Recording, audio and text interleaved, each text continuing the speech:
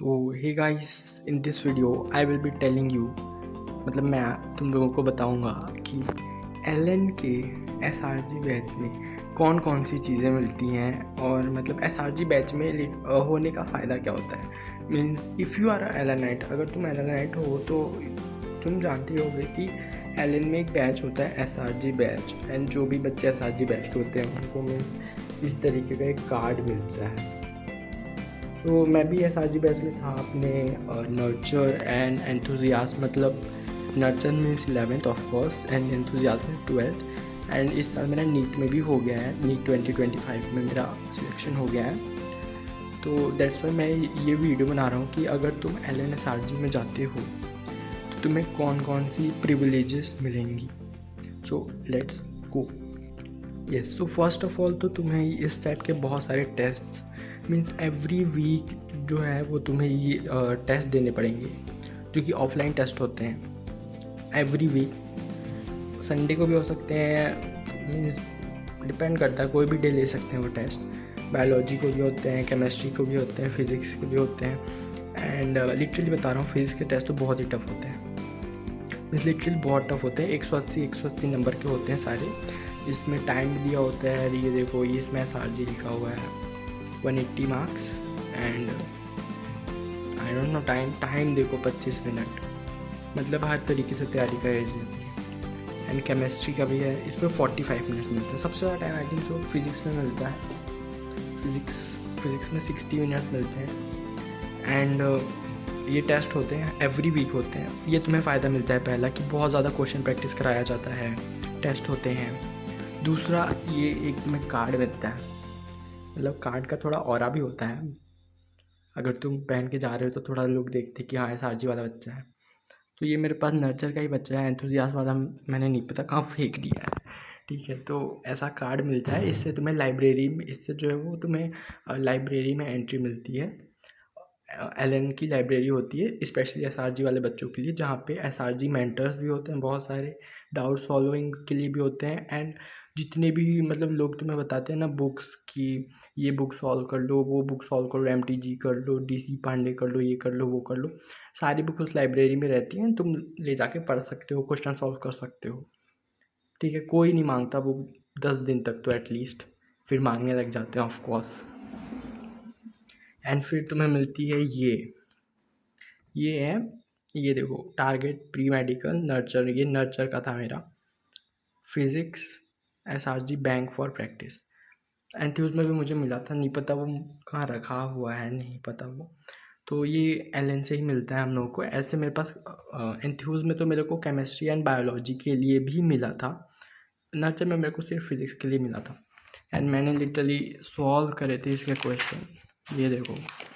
And कितने सारे doubts, मतलब मैं अपने क्लास का टॉपर बंदा था एंड क्वेश्चन सॉल्व भी होते थे, फिर भी इतने सारे डाउट्स, मतलब इसमें रीजनिंग के टाइप के क्वेश्चन थे। मतलब बेसिकली आपके कॉन्सेप्ट्स को ये चेक करता है, इस टाइप के क्वेश्चन, ये काफ़ी टफ होते हैं। एंड इस साल का टफ पेपर था तो इसने मदद तो करी, उतनी नहीं करी क्योंकि इस टाइप के क्वेश्चन आए भी नहीं, इतने इसमें भी बहुत टफ थे। एंड एक मिलता है हमें ये फिज़िक्स केमिस्ट्री एंड बायोलॉजी के भी सेम इसी टाइप का मिलता है, तो वो तो अभी नहीं है मेरे पास। एक मिलता है ये जो मैंने अभी ख़राब कर रखा है, ये पूरा self analysis for improvement my mistake box. देखो एम्स दिल्ली की फ़ोटो बनी हुई है मोटिवेट करने के लिए, ठीक है। एम्स दिल्ली की फ़ोटो बनी हुई है, मिला नहीं वैसे एम्स दिल्ली, फिर भी मेडिकल कॉलेज तो मिल ही गया, वैसे भी फर्स्ट अटैम्प्ट था तो। एंड यहाँ पे हाँ ये देखो ये बुक है, यहाँ पे ऑफ कोर्स ये सब दिया रहता है। देखो अगला क्या था कि विल यू बी नेक्स्ट, मैंने क्या लिखा था नीट 2025 ईयर्स, मतलब ये होते हैं 11th के वो क्या बोलते हैं एम्बिशन, 12th में भी मिला था ऑफकोर्स। एंड इसमें क्या होता है, इसमें मतलब आई डोंट नो, ये सब मैंने गोदागादी कर रखी है, ये सब छोड़ो, ये हाँ ये देखो ये क्या होता है। यहाँ पे इंपॉर्टेंट कॉन्सेप्ट फॉर रिवीजन, यहाँ पे सारा मतलब सब कुछ ये सेल्फ एनालिसिस के लिए दिया हुआ है। मतलब जब भी तुम कोई टेस्ट दे के आते हो तो तुम्हें मतलब ये भरना होता है। एंड मतलब तुम आलस नहीं कर सकते, ऑफ कोर्स नहीं कर सकते। क्यों नहीं कर सकते? बिकॉज जो एसआरजी स्टूडेंट्स होते हैं उनको पता होता है होगा कि उनके पास एक मेंटर होता है, स्पेशली एसआरजी मेंटर। तो उनका पर्सनल एसआरजी मेंटर होता है, तो पर्सनल मेंटर जिससे तुम बात कर सको। एंड वो मेंटर क्या करते थे, वो सर हर टेस्ट के बाद जो मतलब एलएन में जो भी टेस्ट होता था उसके अगले दिन छुट्टी होती थी, उस दिन वो कॉल करते थे और इसकी फ़ोटो मांगते थे कि इंपॉर्टेंट क्वेश्चन कहाँ लिखा है, ये एनालिसिस का कहाँ लिखा हुआ है, प्रॉपर क्वेश्चन मांगते थे एंड थोड़ा बहुत बात भी करते थे। तो ये पूरा भरना पड़ता था। एंड ये इंपॉर्टेंट फ़ोन नंबर्स हैं। आई डोंट नो मुझे ये लीक करना चाहिए कि नहीं करना चाहिए, बट कर दे रहा हूँ क्योंकि अब तो एलन से चला जा चुका हूँ मैं, अब तो कॉलेज ही जाऊँगा, मेडिकल कॉलेज ही का। तो मतलब ये सब लोग हैं ना जो ओरिएंटेशन में नहीं आते थे क्या, ओरिएंटेशन में वाइस प्रिंसिपल ये सब, तो ये सब से आप कभी भी बात कर सकते हो। ये सब नंबर एसआरजी स्टूडेंट्स को मिला था ऑफ कोर्स। एंड ये तो कार्ड है, कार्ड तो मैंने दिखाई दिया। और क्या, ये टी शर्ट मैंने लगा रखी है यहाँ पे, ये बैग लगा रखा है दिखाने के लिए, ठीक है। तो SRG means, SRG of course मैंने मेन चीज़ तो बताया नहीं यार। एसआरजी का फुल फॉर्म क्या होता है, एसआरजी का फुल फॉर्म होता है स्पेशल रैंकर्स ग्रुप, ठीक है, स्पेशल रैंकर्स ग्रुप। तो उसमें मतलब ओरिएंटेशन, एक और चीज़ बताना चाहूँगा कि एसआरजी में जाने से एक तुम्हें लाइब्रेरी मिल गई, एक तुम्हें ये सब बुक्स मिल गई, ये सब टेस्ट हो रहे हैं, ऑनलाइन टेस्ट भी होते हैं काफ़ी सारे, ठीक है, एलन के ऐप्स पे ही एसआरजी स्टूडेंट्स के लिए स्पेशली। एंड एक और चीज़ जो तुम्हें मिलती है वो होता है कि मेंटर वेंटरशिप हो गया।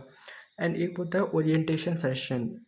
तो मतलब नॉर्मल ओरिएंटेशन तो होता है, सब बैच का होता है, सारे बैचों का होता है, बट इस एसआरजी स्टूडेंट्स के लिए भी एक स्पेशल मेंटरशिप होता है। मतलब हर 2-3 महीने में एक बार वो करा देते हैं। एंड वहाँ पे सारे बच्चे बैठते हैं, अपने अपने डाउट्स पूछते हैं। एंड मतलब वहाँ पे बताया जाता है कि मतलब प्रॉपर बताया जाता है, गाइडेंस दिया जाता है कैसे तुम रैंक लाओगे, कौन कौन से क्वेश्चन करने चाहिए, ठीक है। एक बात मुझे एलन की बहुत अटपटी लगी कि मतलब क्लास में वो थोड़े बायो के में थोड़ा बाहर का भी पढ़ाते थे, बट इवन एसआरजी में भी जब मेंटरशिप होती थी तो हम लोग को बोला जाता था कि एनसीईआरटी अच्छे से करो। तो मुझे नहीं पता था बाहर का क्यों पढ़ाते हैं, बट आया इस बार तो नी 2025 में क्वेश्चंस आए बाहर के, तो वर्थ इट था मैं कहूँगा।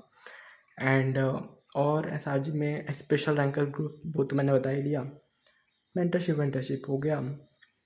एंड हाँ ये भी है कि मेंटरशिप में जब जाओगे एसआरजी मेंटरशिप में तो वहाँ पे समोसे भी बंटते हैं और कोल्ड ड्रिंक्स भी बंटते हैं। मतलब ऑफ कोर्स ये कोई बताने की चीज़ नहीं थी, बट ठीक है मैंने बता दिया। और मतलब एसआरजी में जाना इज़ नॉट लाइक कि तुम्हारी नीट की सीट पक्की हो गई। एंड हाँ एक चीज़ मैंने तुम्हें नहीं बताया कि तुम्हें मेडल्स भी मिलते हैं। मतलब अगर तुम वो करो, क्या बोलते हैं, अपने टेस्ट में टॉप करो पूरे बैचेज़ में, मतलब पूरे बैचेज़ जैसे 1500 का एक बैच होता है। जैसे मेरा बैच ये दिखाऊं तो एमएनआर बैच था, ये देखो एमएनआर। तो एमएनआर में जैसे 1500 बच्चे हैं, तो जैसे मेरी रैंक आई थी, एक बार आई थी, ठीक है। तो वहाँ पे तुमको मेडल मिलता है, वो मेडल मैं दिखाऊंगा अभी तुम्हें एक सेकेंड बाद, लास्ट में दिखाऊंगा, ठीक है, क्योंकि अभी मैंने यहाँ पे नहीं रखा है वो मेडल। एंड हाँ एसआरजी में जाने के लिए आपको क्या करना पड़ेगा, यही है कि जैसे माइनर टेस्ट होते हैं, जो एलएन में पढ़ते हैं उन्हें पता होगा एटलीस्ट कि माइनर टेस्ट क्या होते हैं। तो मतलब हर 28 डेज में जो टेस्ट होते हैं माइनर टेस्ट होते हैं, ठीक है। तो माइनर टेस्ट में आपको मीन्स वो टॉप 30 में आना पड़ता है लगातार 2-3 टेस्ट के लिए। तो आपका एसआरजी बैच में सिलेक्ट कर लिया जाता है। निकाल भी सकते हैं एसआरजी बैच से अगर आपने बहुत ही गंदा परफॉर्म करना चालू कर दिया, बट मुझे तो नहीं निकाला। एंड 12th में भी वापस से नया एसआरजी बैच चालू हुआ था, तो उसमें भी मैं था। उसमें भी उसमें तो अलग से एक बैच बना था। जैसे 11th में जैसे आप एसआरजी वाले बच्चे हो, तो एसआरजी में टोटल 250 बच्चे थे पूरा कोटा मिला के, ठीक है, पूरे एलएन कोटा में मैं पढ़ता था, तो पूरा कोटा मिला के 250 बच्चे एसआरजी में थे, उन सबका टेस्ट होता था। तो उसमें टॉप 100 बच्चों का एक बैच बना दिया गया था MEN करके, तो उस बैच में भी मैं था। एंड वो 12th में बना था। थोड़ा पार्शियलिटी भी हुआ था, मतलब नॉर्मल बच्चों के साथ कुछ बच्चे एसआरजी में थे जो MEN में नहीं आ पाए थे, तो थोड़ा उन्हें लगता था कि क्या ऐसा पढ़ा दे रहे होंगे, बट ऐसा सच इतना कुछ नहीं होता। मेन चीज़ होती है तुम्हारी मेहनत, कि चाहे तुम एसआरजी में हो चाहे ना हो, मेहनत is the real thing. And ये देखो अलग अलग टाइप के टेस्ट होते हैं, ये नॉर्मल टेस्ट होते थे। एंड एक समय क्या हो गया था, ये देखो ये प्रैक्टिस टेस्ट क्यों होते थे कि एक समय क्या हो गया था कि बच्चों ने सुसाइड कर लिया था, ठीक है। कुछ बच्चे ने क्या मतलब किया होगा किसी ने, तो फिर क्या हुआ, हमारे टेस्ट बंद हो गए थे 2-3 महीनों तक। तो उस समय हमें टेस्ट बैन कर दिया था कोटा में कि टेस्ट नहीं होगा 2-3 महीने तक, वहाँ के जो भी कलेक्टर ने था। बट हमें फिर प्रैक्टिस शीट मिलती थी ऐसे करके, एसआरजी प्रैक्टिस शीट। तो एसआरजी टेस्ट भी उस समय बैन थे, तो प्रैक्टिस शीट मिलती थी सेल्फ इवोल्यूशन के लिए, तो वो हम लोग देते थे उस समय, ठीक है। अब मैं तुम्हें लास्ट में मेडल दिखाने वाला हूँ, एक ही मेडल लाऊंगा, मेरे को 7 मेडल मिले थे इन टोटल, ठीक है। ये रहा वो मेडल, ठीक है। मतलब मेरे को 7 मिले थे। आई थिंक ये सिल्वर का है, मतलब जितना मेरे पेरेंट्स तो बोल रहे थे एक्चुअल सिल्वर का है, मैं विश्वास नहीं किया कि एक्चुअल सिल्वर का है। काफ़ी छोटा सा है, बट ये देखो यहाँ पे प्रॉपर बना हुआ है सरस्वती गॉडेस का फ़ोटो, ऑफ कोर्स, जो कि बहुत मदद की जिन्होंने मेरी पढ़ाई में, ऑफ कोर्स सबको पूजा करना चाहिए ये। एंड ये है नीचे पीछे लिखा हुआ एलन कोटा। एक चीज़ मेरे को एलन का बहुत अच्छा लगता था कि मतलब जब भी कोई भी फेस्टिवल होता था, जैसे गणेश पूजा पे भी उन्होंने गणेश भगवान को, मतलब गणेश भगवान की मूर्ति लाई थी उसमें अपने बिल्डिंग पे, सरस्वती भगवान की मूर्ति भी आई थी। एंड दिवाली पे दिए भी जले थे। मैं दिवाली पे घर नहीं आया था, ठीक है, तो मैं मेरे रूम से दिखता था कि क्या मतलब मेरे रूम से बिल्डिंग दिखता था। एंड मैं कहाँ पे पढ़ता था, तो मैं पढ़ता था लैंडमार्क में, एलन कोटा। क्लास 11th में मैं सम्यक 2 में था, एंड क्लास 12 में मेरा एंथ्यूज का बैच था, तो उसमें संज्ञान में था।